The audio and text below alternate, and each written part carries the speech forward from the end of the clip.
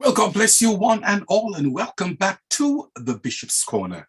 And of course, my name is Bishop Dr. Herbert N. Scott, the Chief Prelate of the Liberty Hall Cathedral of Praise Ministries, headquarters being in Brooklyn, New York. And certainly we want to thank you for weighing in tonight. We also want to thank the good Lord for Philip Reed, who is affectionately known as Dr. Phil. And he happens to be the visionary for the Bishop's Corner. We always say, man of God, you're doing an awesome job. Thank you very, very much indeed. Well, we thank the Lord for the panel that we do have tonight. We thank God for the lovely, the delightful Dr. Dolores Ben that's with us. Woman of God, certainly a pleasure to have you on the Bishop's Corner, of course, and we thank God for the wisdom that the Lord has blessed you with. All the way from up north, Connecticut, we want to thank God for the man of God himself, Bishop Dr. Neville Wolliston, that is with us. Man of God, always indeed a pleasure to have you on the Bishop's Corner. Next, we want to thank God for the man of God, Apostle Lucien Rojas, affectionately known as Little Brother. God bless you, man of God. Always a pleasure having you on the Bishop's Corner and so forth. We just want to remember those that are not with us this evening. The woman of God herself, Dr. Heather Francis, she's not with us, but we do pray for her. And also Pastor Richard Mackenzie. Okay, we have a very, very interesting topic tonight. We'll be looking at the situation surrounding Will and Jada. And the topic that we'll be discussing tonight is, should I stay or should I go? Should I stay or should I go?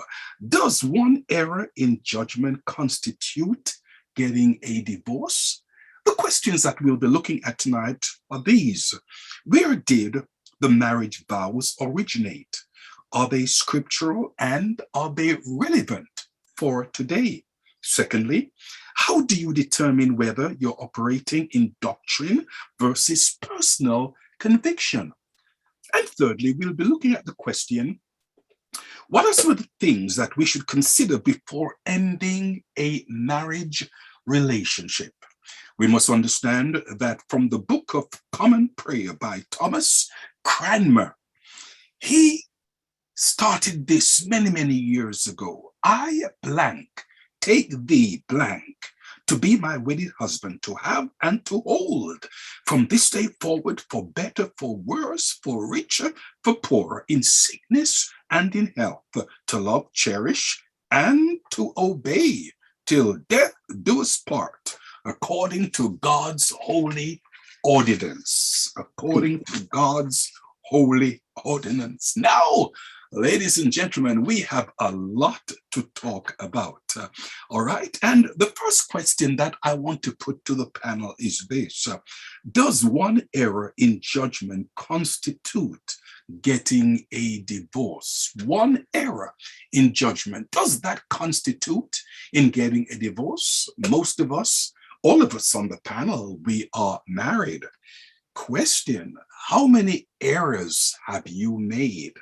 How many bad judgments have you made? If each time you made an error, you got divorced, Dr. Ben, how many times would you have been divorced? Apostle Lucien Rojas, how many times would you have been divorced? Bishop Dr. Neville Wolliston, sir, how many times would you have been divorced? Not many, Dr. Bill, how many times would you have been divorced?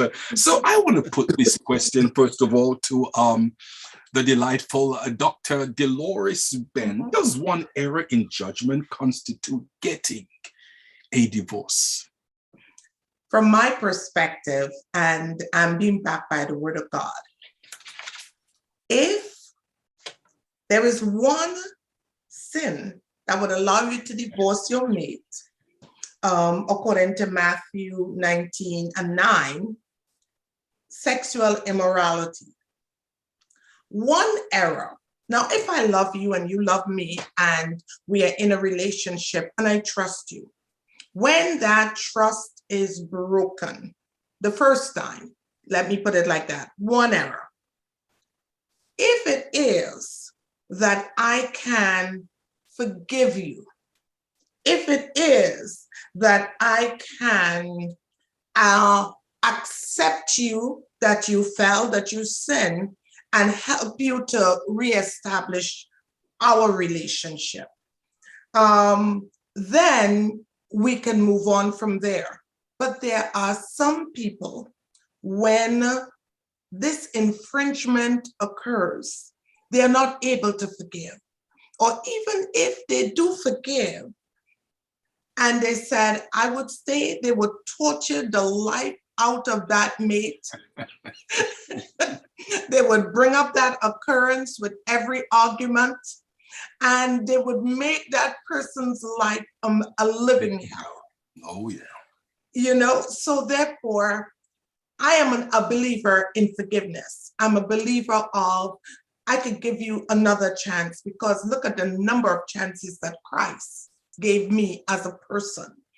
But truthfully, there are people who, when that trust is broken, they don't want the hardship and the hard work of rebuilding and reestablishing that trust. And if it is for sexual immorality and that person wants out of the marriage, I say it's all right. If it's not physical abuse where you're being pounded on, I say yes, it's all right. Other than that, my heart is that you would be able to sit and work through it. So, Dr. Ben, woman of God, shouldn't divorce then be a dual decision, or should it be one person's decision? How say you? It depends on the situation. Here's why. If I'm being abused, my husband may not agree to divorce me, but I am going to divorce you. Because if you don't seek counsel, if you're not looking for help that you could correct those behaviors, then that's a case where one person can divorce the other without them having to, yes, let's come to a mutual understanding.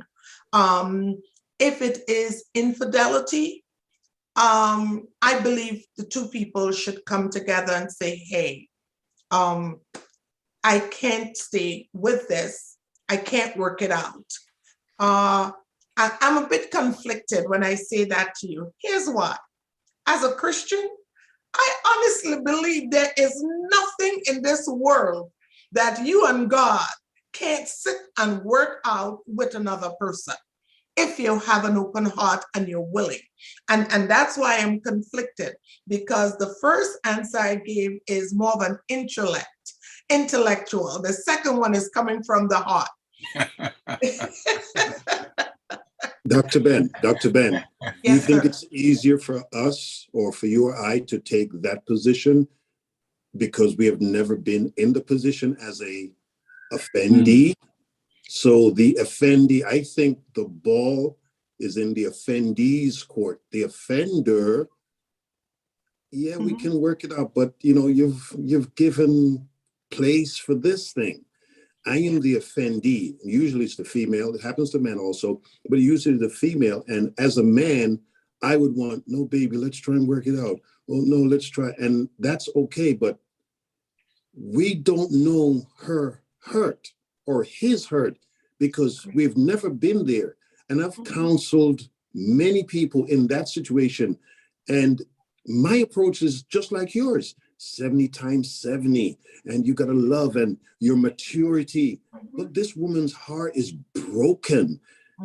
It's different, I think, when we're in the seat or wearing the shoe.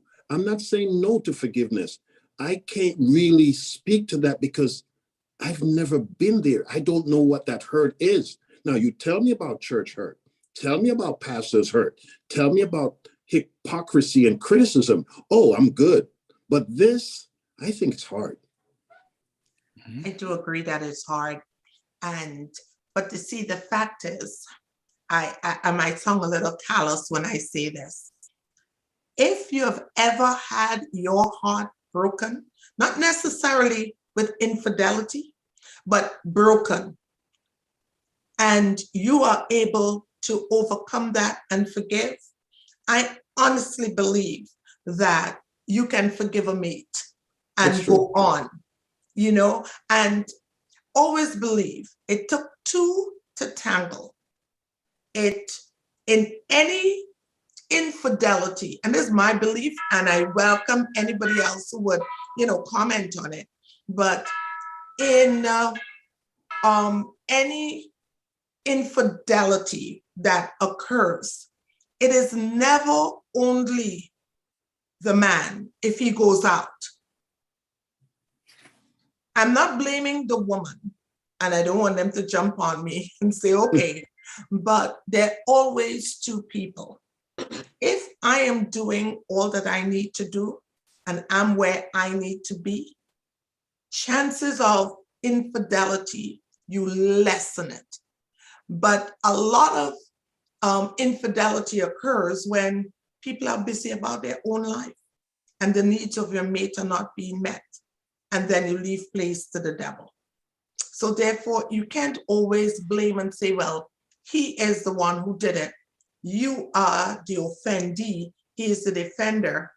I do agree that that occurred, but they're in it together.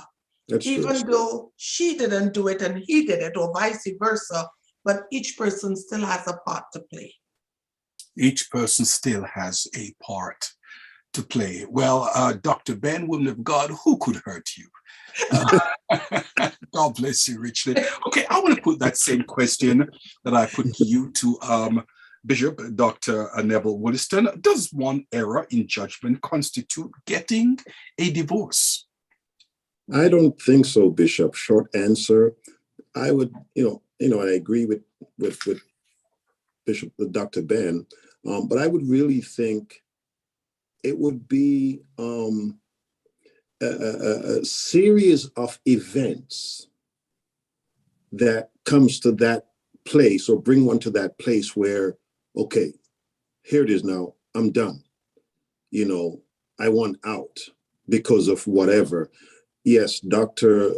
Ben used the moral failure, which is the big elephant, so to speak. Mm-hmm. But it's not necessarily that alone. I mean, that's the big one. Mm-hmm. I would also add, going back to Dr. Ben, I will also add, it speaks probably also to the maturity mm-hmm. of the individual, especially the offendee, not to minimize the pain, the mm-hmm. hurt that is being caused, or the broken heart. Because Jesus said, listen, 7 times 70, that's not easy. You understand what I'm saying? And, it's easy to preach it and to quote it, but to actually live it out, that's something else. So I would say it speaks, I think, to the maturity of the individuals. As I said, Bishop, I've counseled many people, and usually those who do not forgive or dissolve the marriage, it's lack of maturity and not realizing, hey, I have also sinned. It may not be moral failure, but mm-hmm. I've also sinned. So I don't think one error in judgment constitutes getting a divorce. A plethora, a series, a recurrence, okay, then that's something different, but not one, not at all. Thank you much. I want to put that same question to the apostle. I'm sorry. But before you go on, Bishop Scott, yes, sir. May I respectfully disagree with my good friend and buddy, Bishop Wolliston. One could be as deadly as many. Mm-hmm. Many True. Could be less painful than one. Mm-hmm. Correct. So if someone has made many errors, small errors, you see, and again, it's about interpretation and what's my level of tolerance and what's your level of tolerance, because we are all made of different culture, ethnicity, and so forth. So to say it's only because it's one. What about, and I'm gonna keep it real, what about if it's a man that molested his daughter? That is different from snoring at night. or forgetting to take the lights off, or not talking to your mother. There are a series of things, and one thing can be so heavy. So when you say no, if it's only one thing, that one thing can be so egregious that it's more terrible than 10 different things. So it all depends on what it is. Yeah, but Apostle, I got you right there. But let me ask you this. Hold on, I got you, Apostle. But let me ask you this. Right. Let's say you brought another elephant in the room. A man molests his daughter. Don't you think that man needs help? Would you not want him to get help or counsel or what have you? I am not agreeing with that kind of behavior. Let's say you divorce him and put him out to the wolves or whoever. He go marry somebody else and go do the same thing again. I'm not saying you're responsible, but I get what you're saying, the one thing and the many thing. I go back to say it has to do with maturity. Well, I think there are levels. Stealing a cookie from a jar is way different than, let's say, a pedophile. Right. And look, God is able to forgive everything. But that's certainly a tall order for a woman to deal with. Impregnating your own child. Or that's not the first one. He did it with his sister, the big sister. You know, to who could say it's okay for that woman to forgive him, get him help, get him counsel, and whatever. That's deep. So one, like I said, could be so egregious. Because let me tell you something, we believe in marriage is honorable, it's beautiful, it's sweet. You get the right partner in life, it could be rewarding, gratifying, fulfilling. But a dysfunctional marriage can be a painful experience. Amen. So one, and again, I'm not, we good, but I'm just saying, I feel one could be so, outrageous. Yes. And Jesus died for that one outrageous sin, didn't he? Dr. Phil, you're about to say something. Yeah. I would say it depends on what it is. No. So here's the thing. A man sleeping with his daughter is not an error in judgment. It's a calculated action. That is, premeditated. That's premeditated. You thought about it, you acted on it, and you did it, right? And you should be in jail. Period. Okay. No redemption. And this is not something that's far-fetched. It's something that happens every day. Absolutely. I totally agree with you. It happens every 8 seconds. When we did the program on it, it's every 8 seconds in a day, somebody's being molested, somebody's being abused. And so it's not like what we're talking about is not like it's something that is uncommon. That in itself is a common activity. And so when something like that extreme happens, I don't even think there is a conversation that needs to take place. And plus, when it comes to people getting help, they have to want help. True. Right? You can't say to somebody, you get help and I'll stay. They have to say, yeah, I need help, and get the help they need. But overall, I can't hang out with you because one and done. Back now, are you saying one and done? Coming back to the situation where it says, does one error in judgment constitute getting a divorce?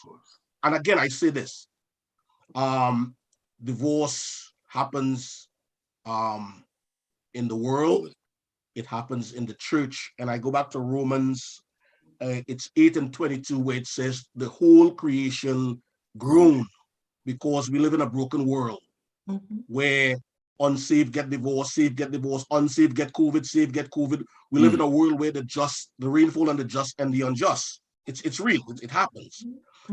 So one divorce is one too many. But again, Bishop Wolliston, and I agree with you on this one, it says depends on your maturity.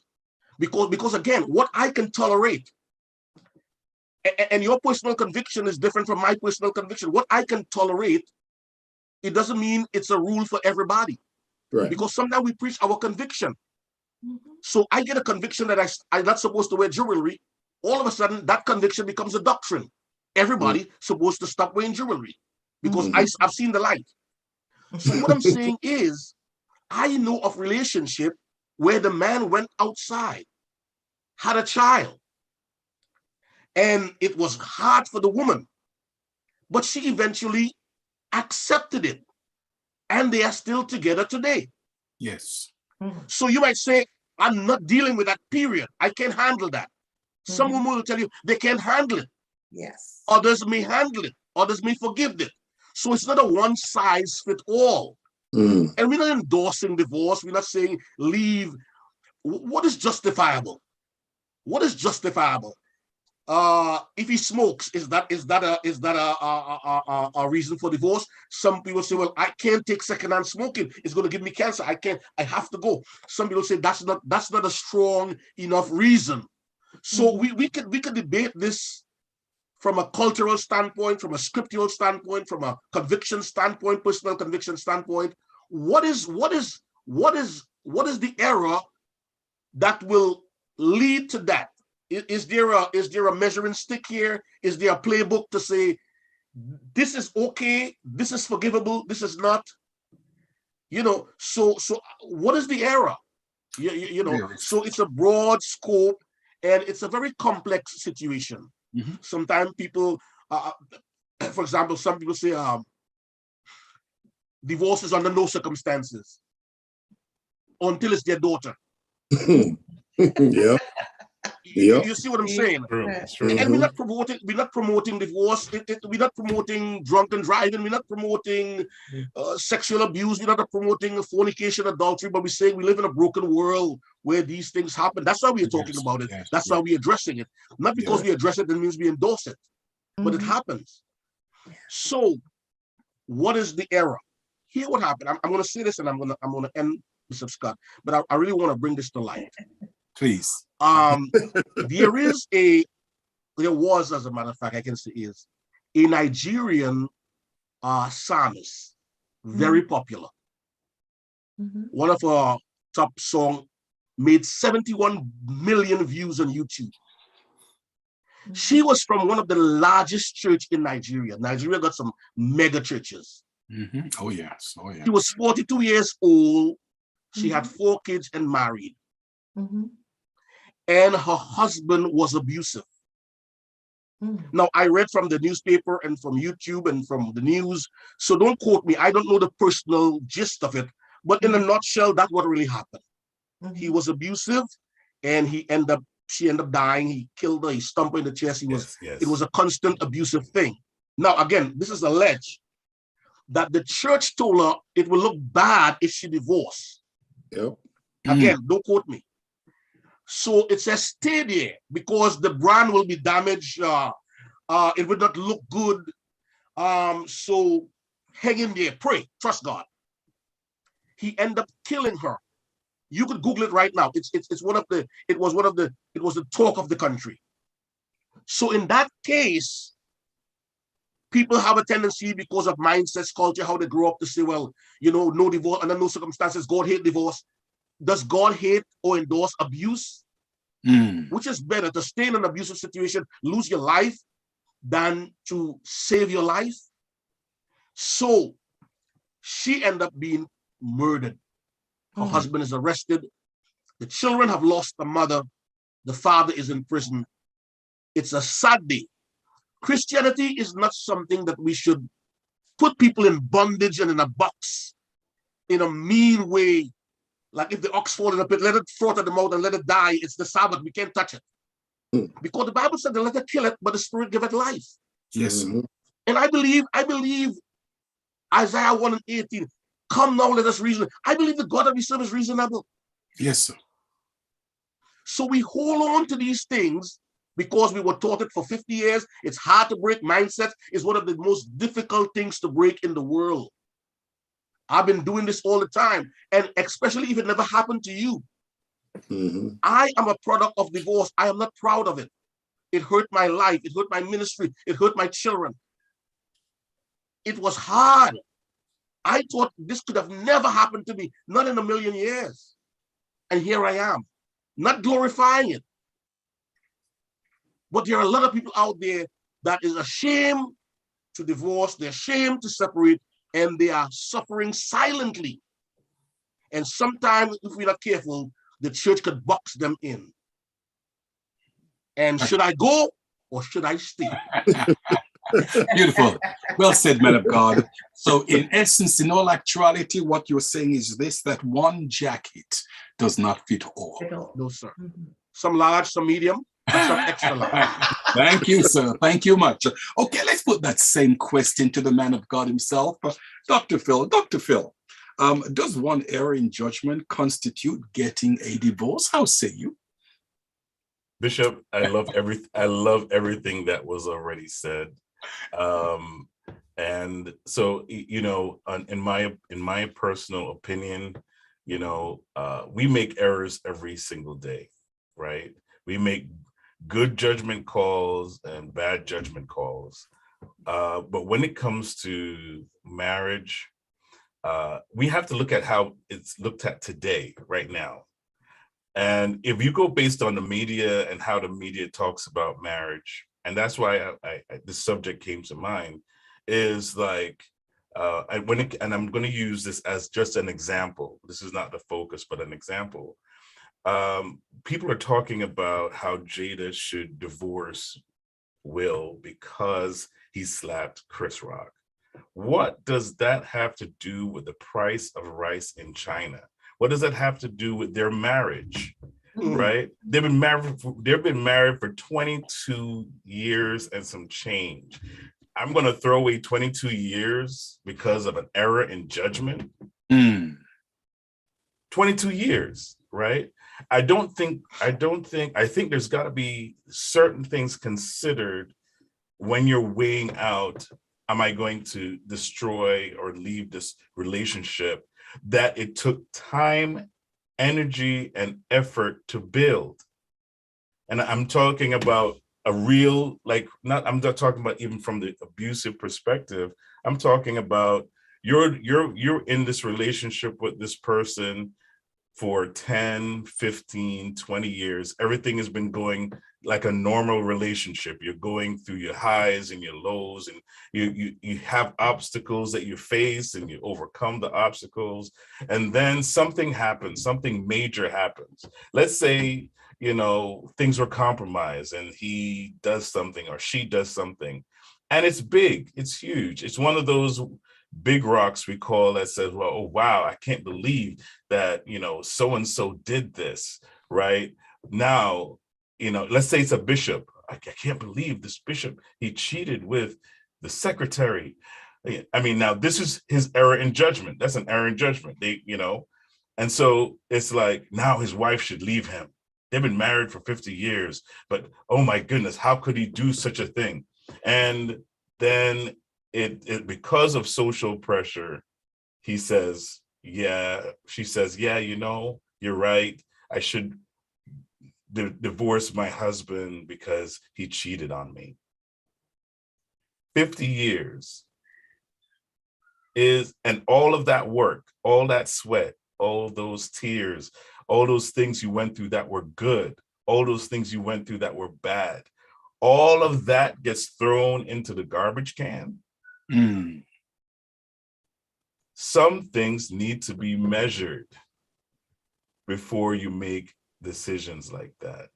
Now, you're right. You've built a life together. You have kids, your kids graduated, you know, you've worked through certain things.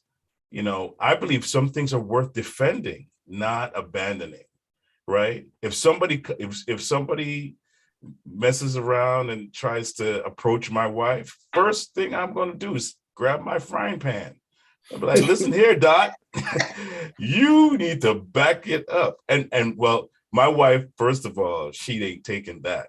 But, you know, there's got to be that kind of like standard of, this is my wife. This is who I'm going to be with. So if you're coming in, if you're looking and I catch you looking, my frying pan is going to meet your head. You know, I mean, I'm not constituting violence, but all I'm saying is there's certain lines that need to be crossed. I said this last time.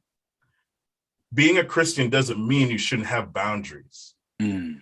It doesn't mean that people can say and do whatever they want to you. They can come and, flirt with your wife and, and do all this stuff. And you just kind of go, well, brother, you need to just, No, sometimes people need to know, look, that is a line I am not even, I will take my foot and put it in your John Hine parts, because you've crossed a very serious line. Right. And that's my opinion, Bishop. Dr. Phil, we have seen you said crossing the line. I didn't get that. You lost me for a minute. You're gonna get your frying pan for if the guy looked at her? No. I'm saying like let's say like you have somebody that's trying to pursue your wife. You go to church. I'll give you an example. I'm not talking about approach. I want my wife to look good. If people are going to look, it's going to be okay. That's a human thing. But I'm saying, if you find let's say you go to church, Apostle, and this young man keeps approaching your wife. He's like, I really like your hair, and you look so beautiful today, and and then one day he goes to her and he goes, would you mind having lunch with me one day? Let's sit down. But Dr. Phil, let me interject here. Does that require you to get a frying pan? Brother, I mean, did he touch her? Did he? So listen. Wait. So my wife look good. Wait. So Apostle.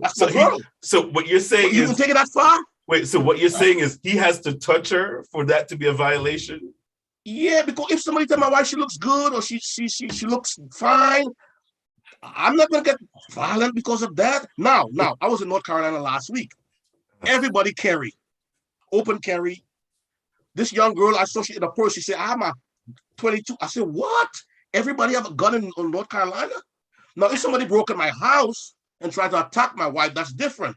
Mm-hmm. And again, I know my wife. So if he chooses to, hey, you look sweet, you look fine, I'm comfortable in my skin. No, I'm not saying I'm supporting that, but I don't think I'm gonna go that far to get a frying pan. So if you see it, if there's a gentleman approaching your wife on a consistent basis, you would be okay with that. Because it's not that she's feeding into it. He could say what he wants. Now, I'm not talking about a stalker, and I'm not talking about where it gets like, but if somebody have a crush on my wife, or they say, girl, you look beautiful, you look fine. Okay. Once you don't cross that line, I can't be a jealous freak or jealous madman to anybody look at my wife and say you look nice to get a frying pan. I mean, I'm not talking about being crazy, man. That's being crazy. I'm talking about, listen, hey, we're talking man to man here, right? You know what I'm talking about.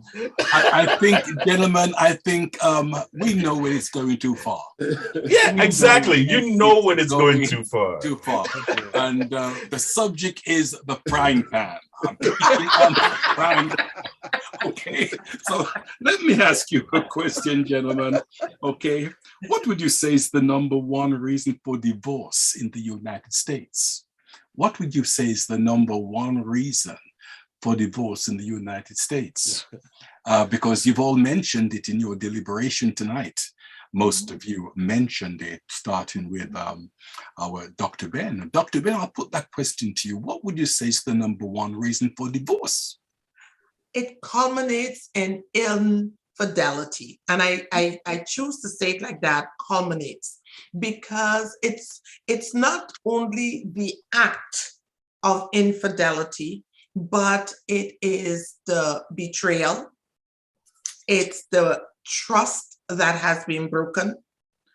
And it's the fact that I put everything that I had in you, because if I love you with all or nothing at all. And you put all that in there and you feel totally shattered and betrayed. And it culminates, the object of it is infidelity. Mm-hmm. So I would say that's the number one. Many other things, you can handle, but yes. Well, according to the marriage vows by Cranmer, honestly, keep thee only unto him, only unto him, so long as you both shall live. Okay, and you are correct. According to the census, that is the number one reason. Bishop Neville Wolliston, how say you, sir? Yeah, I was about to say the same, only because it hasn't, I haven't scientifically or through the census proved it, but you said it is, only because from my counseling ministry, that seemed to be the number one thing. It's never he's less educated or more educated. It's never money, even though finances is up there, but it's usually infidelity that breaks a marriage to the point where there is no return or coming back from. So yeah, that's painful. Yeah. And I think, you know, for anyone who's really thinking of throwing away, as Dr. Phil says, 20 years, 25 years, give it thought, man.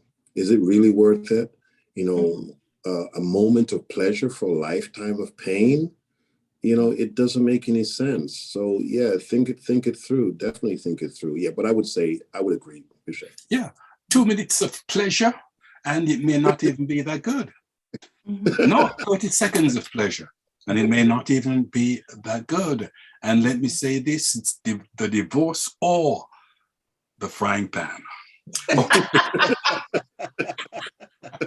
Apostle, how say you, sir? Well, it's a straightforward answer in terms of statistics. It's infidelity, and number two is abuse, and also money, finance plays a critical role. Yes, it does. Sometimes violent abuse.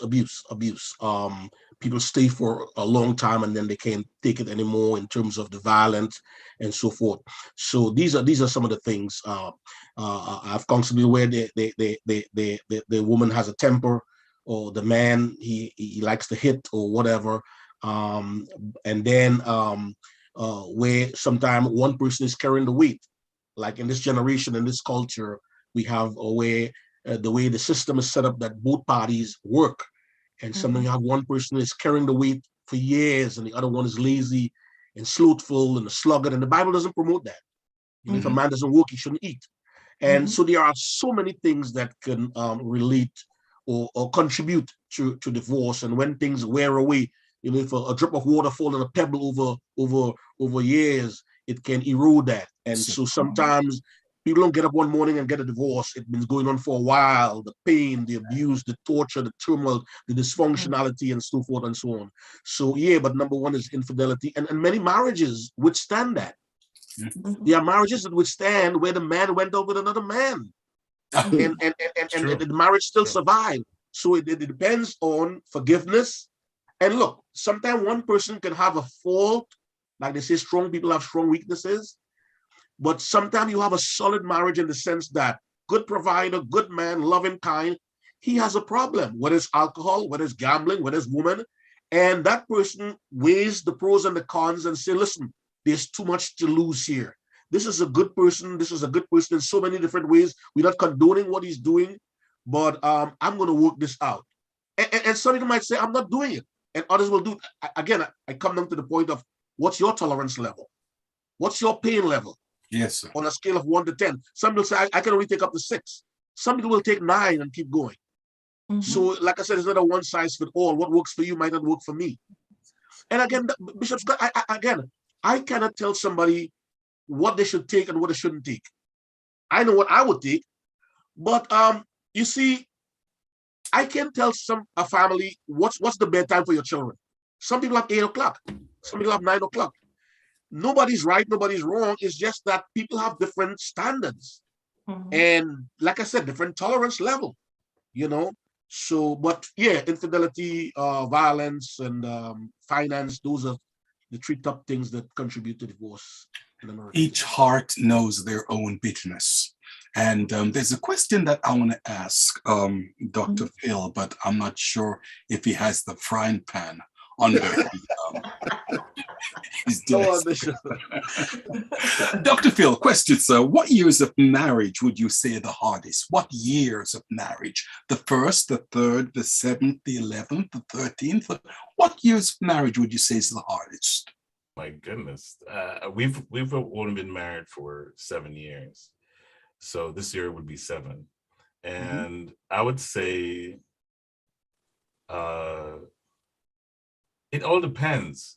I heard Bishop Jakes talk about when relationships hit a curve, and he said sometimes you're in the midst of a change in your relationship. Somebody's changing. Either the wife is going through a promotion or a measure of stress in her life, and the husband is going through his measure of stress, and you have to make certain like life decisions.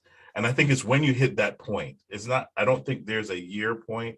I think that there's a point in your life where you're going to go through a change, and you're both going to have to adjust, and you have to make a decision. How is this adjustment going to affect my relationship with my wife or my family, and and have that discussion.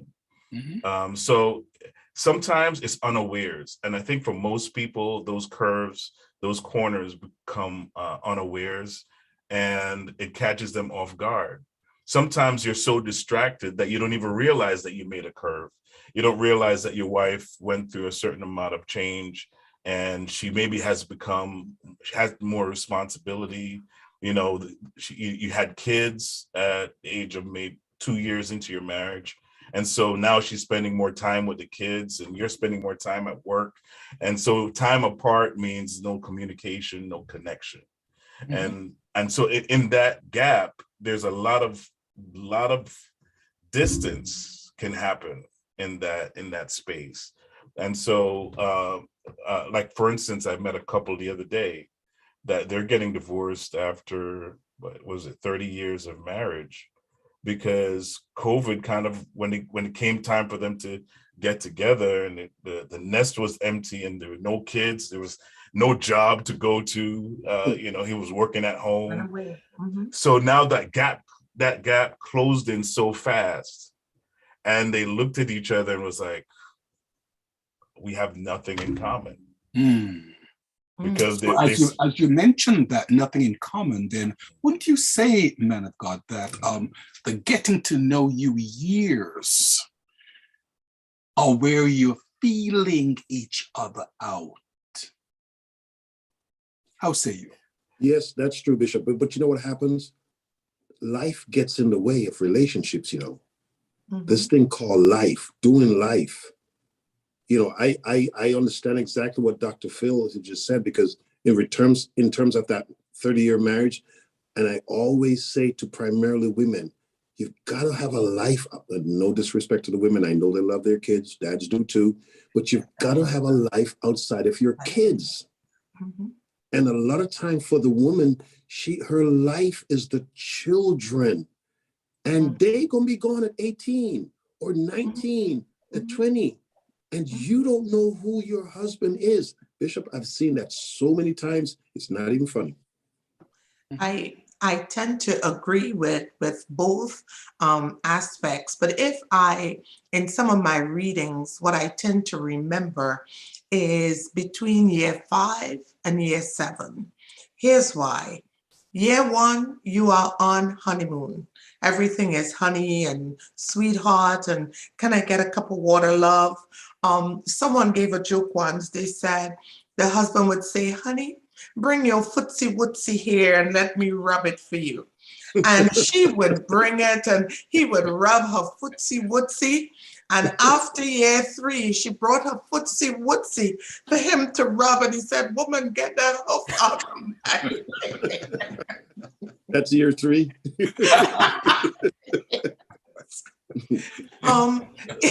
Year 1, you're on honeymoon. Everything is beautiful. You still have glass eyes. You're looking at marriage through different eyes. You're excited. Year 2, you're starting to learn each other. By year 3, you may start to have children. So as Dr. Phil was saying, your priorities start changing. Roles start changing. If you're working and he is working, so suddenly, if you're not able to divide those roles properly, where there's a nice balance in the home, if you're not able to establish family rules and family gatherings to make your family cohesive, then what begins to happen? The marriage begins to become a burden. If you're the type of person, when you get home, you worked all day in the office, so you come home, you put your shoes down, you need your dinner. She worked in the office too, but she came home, she took care of the kids, she got to prepare dinner, and you're angry because dinner isn't ready by 7 o'clock. You're not helping. So therefore, by year 5, you may have 2 children. Think about taking care of 2 children, managing a job and a home. They tend to say at that point, it either makes or breaks the marriage if you don't pull it together. Dr. Ben, you're speaking from experience. I can see that. Thank you, sir. Listen, I love the footsie woodsy. I'm going to use that sometime, and I'll quote you, woman of God. Ben, let me ask this question. I agree with what Dr. Phil is saying, and Bishop Wolliston, and also you, footsie woodsy. I'm sorry, Doctor. But would you? The first question I ask, which really isn't a question that's on, but I'm just asking that: does one error in judgment constitute getting a divorce? Now, hear this question: are second marriages more happier than the first marriage? A lot of folks, I've never been divorced, so I'm speaking from,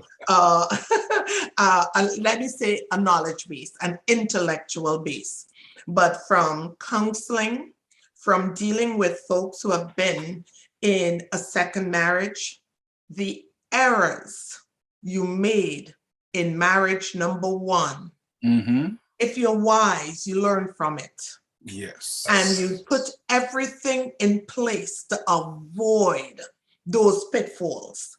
Many times, your first marriage, you were so happy-go-lucky. You didn't realize that it was work.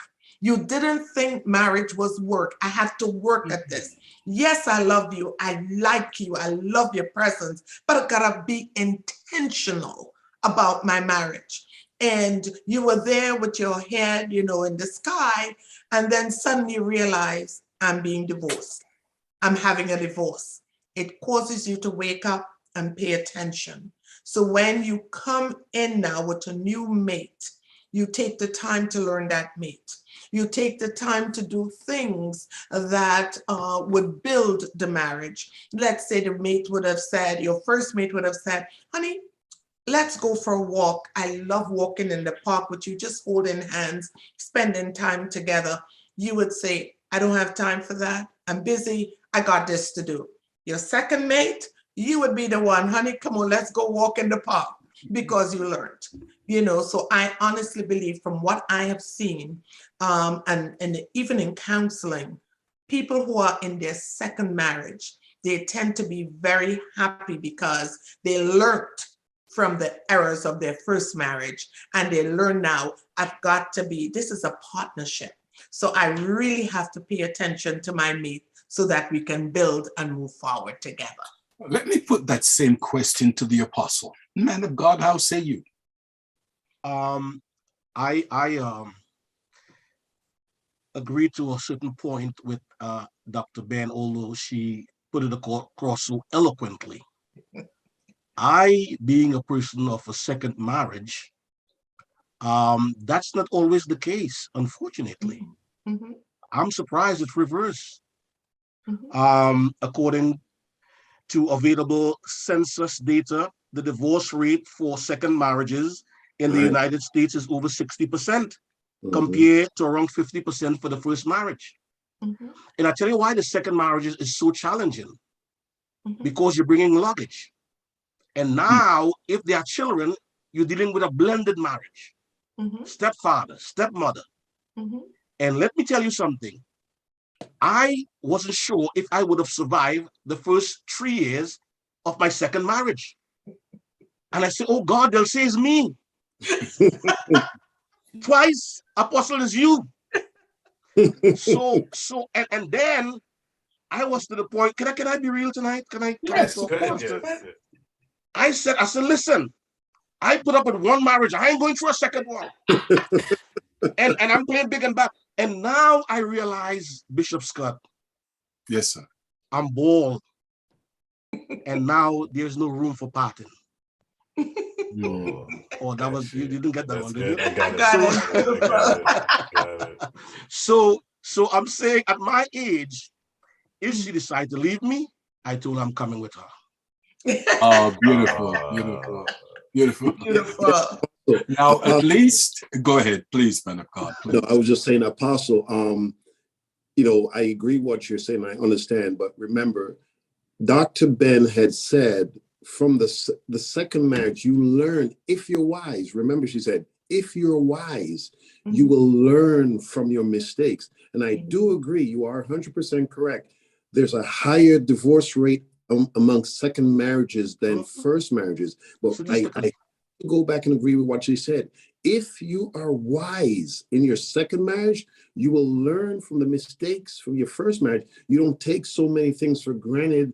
And, she's just this and I got to have this. You obviously have done well, Apostle. You're on your second marriage and you're doing very well. So you 16 years. But Bishop Wolliston, and while I agree with you, and that's the normal trend of thought. Hey, the second one, you'll be wiser. But the second one, statistically, it doesn't say that. It says 60% instead of 50. It means you should be wiser. It means you should be mature. You should be more experienced. You should have it together. You should learn from your errors. But the second one is higher. But you know what? You know what? Learning them. That means they're not learning from the first one, Apostle. But here's the caveat for that, Apostle, is that most people, when they get divorced, either of two things. One, if they had a side chick, they married the side chick. One. From the frying pan to the side chick. Right. So just the fact that you are going into a relationship based on deception, it doesn't last. It's the foundation is already broken. So I would say that a part of that 60% is for the guy or girl that had the boyfriend or the girlfriend on the side, and they decided to marry that boyfriend and girlfriend, thinking, well, this boyfriend and girlfriend is way different than the wife I had. And so they marry that person. And then for the most part, look back at the wife and go, wow, she was actually a gem compared to the second wife that I, was cheating on her with. And because she's raising the kids now, she got a job, she got educated, going to school, all of this kind of starts taking place, and you start looking back. And those are just some of the cases, right? Those are just some cases. Well, Dr. Phil, the sentiment is, and again, Dr. Ben and Bishop Wolliston said that you should be wiser, you should learn from your mistake, you should be smarter. But look what the statistics said. It should have said the second marriage, 40%, the first marriage, 50%. But it says the second one is 60. And I tell you what, when someone comes into a second marriage, I said blended families, you might think that's easy. Dealing with a stepmother and a stepfather, it get dicey. And blended marriages, you begin to compare. She's comparing her ex, you comparing your ex. Even though we divorced, one of the things my wife would never do is this, or one of the things my husband would never do. And you understand, you think this supposed to be wiser, but now there's so much we're dealing with, and now you're bringing in your luggage now. That trust factor, that so much factors, it's dicey, it's more complex than you and I think. Now, if someone has a one marriage, never been divorced, but I have experienced that, and it's a challenge. It's a challenge. Does my kids get along with her? Does her kids get along with me? It's so many things that contributes to that 60%.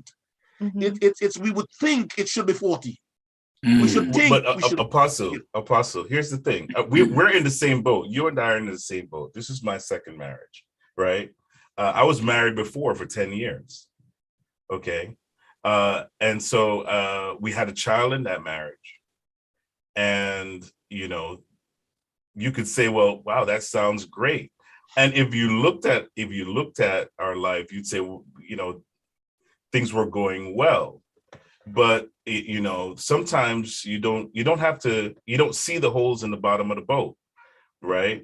And you don't pay attention to those things. And when I was getting counseling, I'll tell you, get personal. You know, when I was getting counseling, as we were exiting, because we went through counseling several times in my past relationship. We went through counseling at least every 2 years, every 2-3 years, we were at a counselor, right? And the last counselor we had, she said, Phil, I'm going to recommend this to you.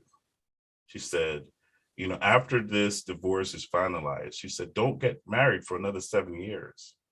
Oh. She said, because there are several things that are going to have to, she walked me through it. She said, there's several things that have to take place. Mm-hmm. One, you have to do some personal work, right? You have to figure out what went wrong with you. And then you have to figure out what went wrong with the relationship.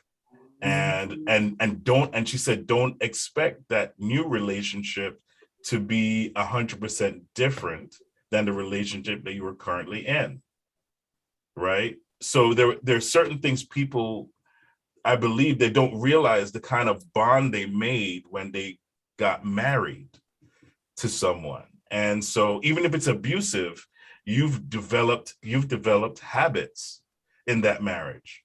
You've developed certain things that you do naturally in a relationship, whether it be wrong or right. So that's why somebody who experienced abuse in one relationship will go into another abusive relationship, because that's what they're accustomed to, and they know how to live.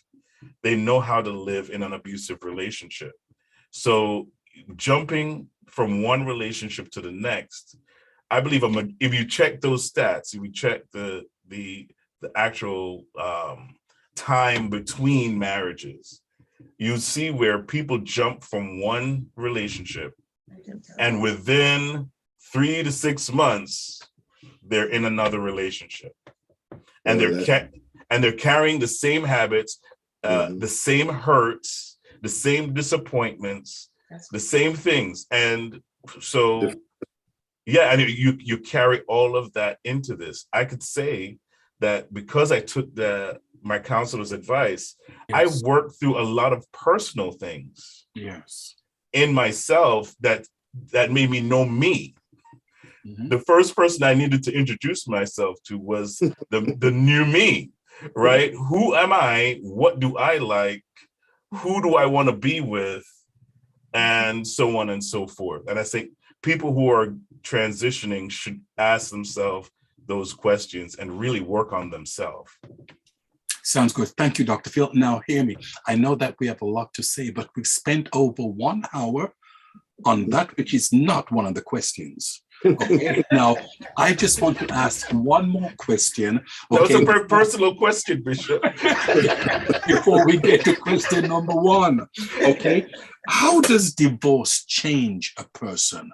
Okay, let me put that to Apostle first, and then I'll come back to you, Dr. Phil. How does divorce change a person? Apostle.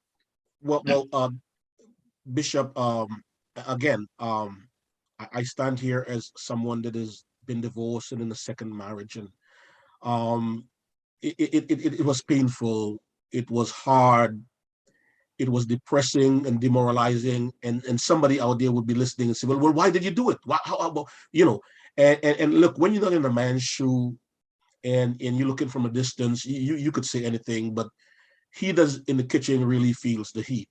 Mm-hmm. I tell you the truth. But if we can make our marriage work, it's better this way. I remember I had to pay child support, and when I went before the judge, I came home with 22 cents. 22 cents was my paycheck.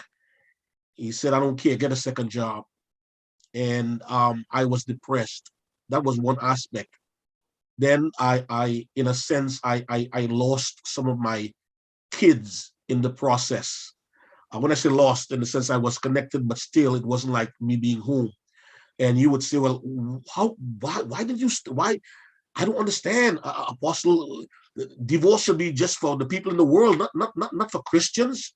So it was hard on me, financially, emotionally, psychologically. I cried. I didn't eat sometimes. It was hard. So I don't stand here today somehow glorifying divorce and saying big deal. If it doesn't work, move on to the second one. It is tough, but that's why we go through hard things. Like I said, creation grown. Look, we're not exempt. And look, I lost a son. Bishop, and that's on November 9th. And sometimes I look through my phone and I see his picture and I break down, and it's hard. It's very, very difficult. And then two people blame you saying it's because of your divorce, your son died. That's a heavy burden to carry. Yes. And that's not true, because you can't let people's opinion define you. And I'm being a little personal here, Bishop. Right. Look, things happen in life. You hear me? I can go on to name wonderful pastors and bishops that had problems. That was not divorce. And their children fell through the cracks. It was not. And I use Rick Warren all the time because his son and my son had the first name, Matthew. He put a gun to his head. Rick Warren, 30,000 members, pray for the inauguration of President Obama, wrote the best-selling book. How could that happen? No way. Yes, it did. Yes. Didn't preach for 4 months. And so sometimes we think for Christianity is like, you shouldn't encounter no problem. Job had problem. David had problem in his house. His son drew a sword. There was incense. It was dysfunctional. The one who we love to preach about, King David. Real things happen to people. Yes. Okay. And Rick Warren and his wife was married for 40-something years. What about and I'm not trying to talk people's problem. It was he spoke about it openly. Yes, sir. A.R. Bernard, let me tell you something. Before my son died, the month before, I was praying for our pastor A.R. Bernard. And we have a prayer on Tuesday night, and I'm saying this man has lost a second son. The first one was to asthma, and the second one was for alcoholism. And he said it, so it's not like a secret. He says it. You can Google it. And I'm saying Pastor Bernard has lost a second son. And I'm saying, gosh, how can this happen to a man of God? Because some people feel if you go through something, it's either sin, or you're not praying hard enough, or you're not in alignment. That's the spiritual people who feel you should not go through that. Something is wrong with you if you went through something like that. So hear me. Lord, touch Pastor Bernard. I'm praying for Pastor Bernard, Lord. This man has lost a second son, and I know the enemy attacked men of God, and I'm carrying on. Less than a month, my son passed. Yes. So I'm saying people who haven't experienced these things, sometimes they could just talk loosely, not understanding the pain and understanding what we go through in this life. We are not exempt. Yeah. I had COVID. You mean I wasn't praying enough? So I should have not getting COVID. I had COVID. My wife did. My wife get up every morning and pray. And we had it, and we overcome it. So life has challenges. Yes. Yeah. And yet when people go through, we treat them with scorn. We want to drive them away. We don't want to associate with them. They're not deep enough. They're not good enough. They're not spiritual enough. This should never happen to them. Job, friend, they call them miserable comforters. Job, tell us what you did wrong. There's some secret sin. Yes. You as a man of God should never be going through this. So sometimes we have to be careful. When we have a happy marriage, we think every marriage should be happy, which is true. But you never know what people have to deal with and what they go through. Thank you, man of God. Excellent. Some people go through health problems. Some people experience insomnia, can't sleep at night, weight fluctuation, depression, as the man of God said. Let me put that same question to Dr. Phil. Man of God, if you don't mind answering. Dr. Phil? What's the question again, Bishop? The question is, how does divorce change a man? Okay. How does divorce change a man? I'll tell you how it changed me. I'll tell you that. First of all, I grew up as a PK. I grew up in a house where my father died, passed away, and my mother didn't remarry, and she raised 3 kids. And the relationships that I grew around were, divorce was not something that was considered in them. So when I thought about marriage before I got married the first time, I have to approach that because it was very naive. It was from this perspective of everybody is good, everybody wants a long relationship, everybody wants to work on their relationship, everybody is good. Everybody that says they're a Christian is saved, sanctified, and filled with the Holy Ghost. That is the mindset that I had before going in. I didn't understand the things that are involved in that. So I looked at what I saw. I looked at what was experienced with, in my household and, through my family. All 3 of my mother's sisters, all 2 of my mother's sisters are married to pastors. Okay. That is the kind of household I'm talking about. When I got married, that was not, it was nothing even as I even imagined it. All I said to myself was, I'm making a commitment. I'm going to stick this commitment out. And little did I know that I was committing myself to a journey, a very painful journey, right? And so when it came time to make that decision, because it was very hard, because even each time that we went through counseling, the counselor would say to me, or would say to us, it takes 2 people to work this out. It takes 2 people to work this out. It takes 2 people to work this out. But it was never in that vein, right? And so it came time to make a decision. I had to make a decision because the situation demanded it. And I'm not going to go into the situation itself, but it demanded that I make a decision for the sake of my son and for the sake of my own personal health and future, right? So we made a decision. I made a decision, and I had to stick with that. It was very hard. It wasn't yeah, man, I'm woohoo, I'm getting divorced. This is great. It's a death. It's a death, especially when your expectation was a long lifetime of, working out things and, working to make the relationship work.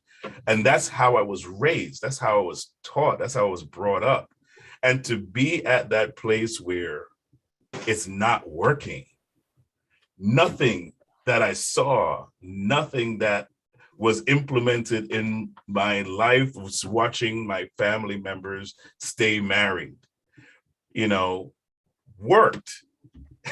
So failure, the sense of failure was really heavy on me. I went through maybe about 2 years after of just depression, per se.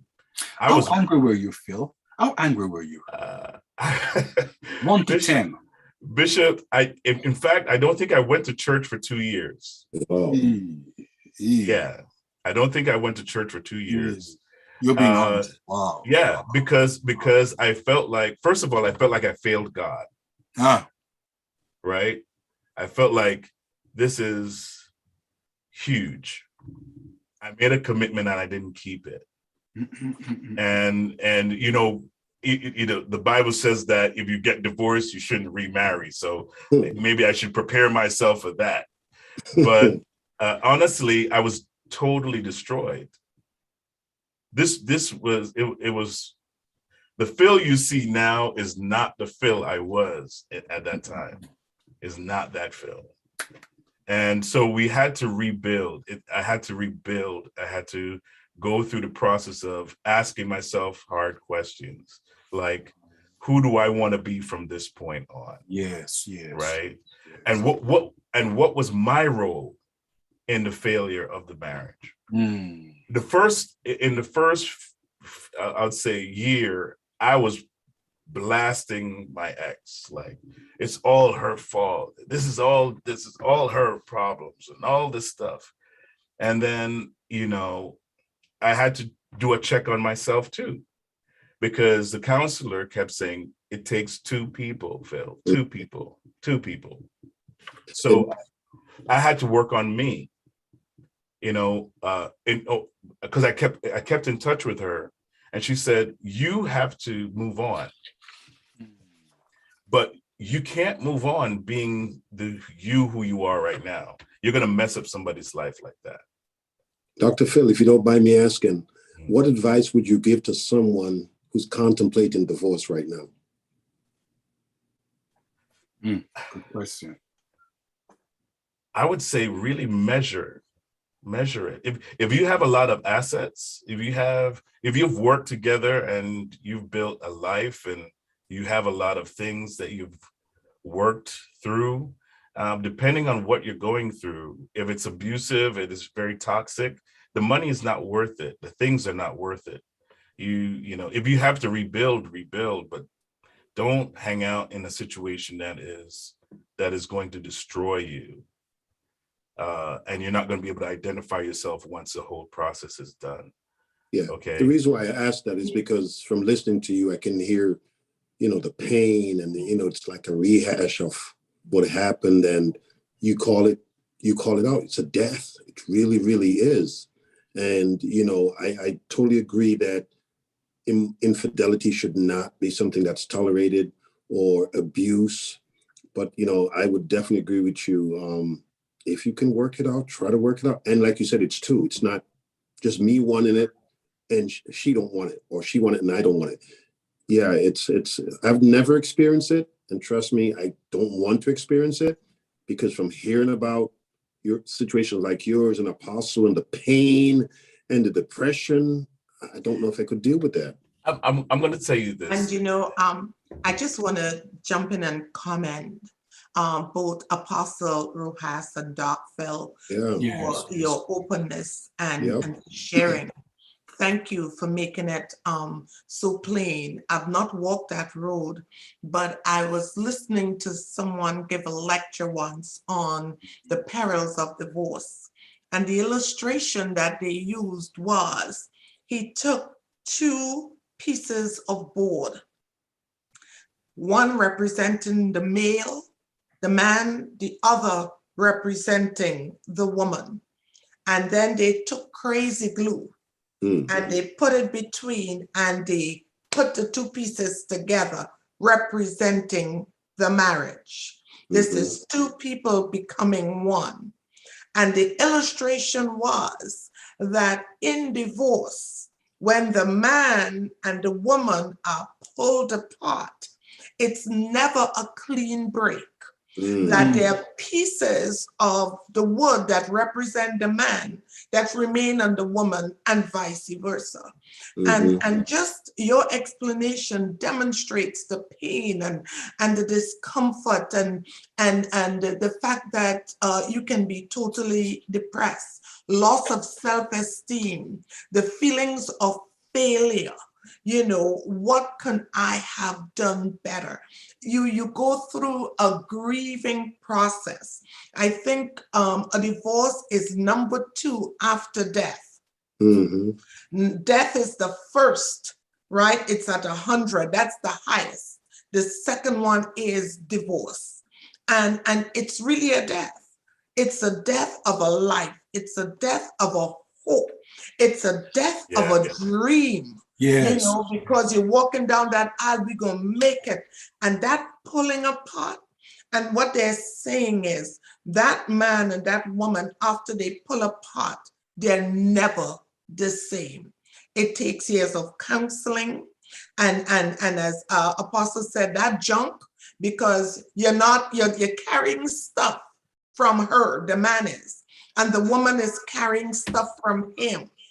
And to pull apart, you're never, ever the same. It takes counseling and prayer to become whole again. I never ever thought that. I'm sorry. Go ahead, Bishop. No, good. No.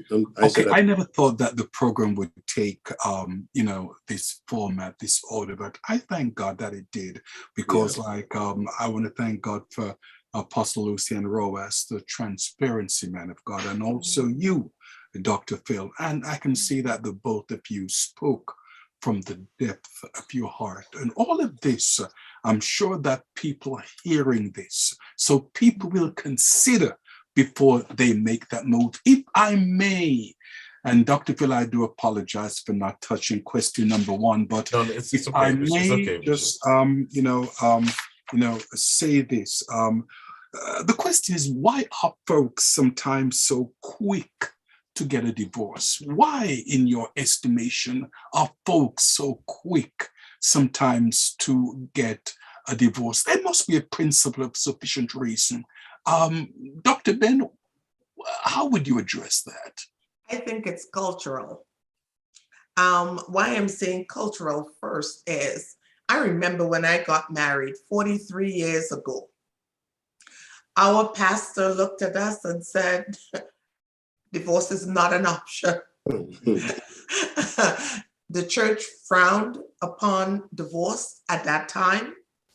And we looked at each other and said, we are in this for life until death do us part. We made a personal commitment to be in it for life. Times have changed. People have changed. The things they look to and desire have changed. Yes. This modern 21st century, this modern era, this generation, this Gen Z that we're talking to, they want instant gratification. They tell you if it ain't broken, don't fix it. I love the advertisement. It's my money and I want it now. Right? Look at the trends that we have. Everything is instant. And the teachings and the philosophies around this culture is, I can do bad all by myself. Don't need if you don't measure up to scratch, then next. That commitment, that dedication, that looking at marriage as representing what Christ and the bride of Christ, the church, that relationship. You don't hear much about that anymore.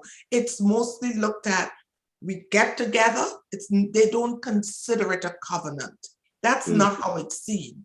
We get together, I marry you.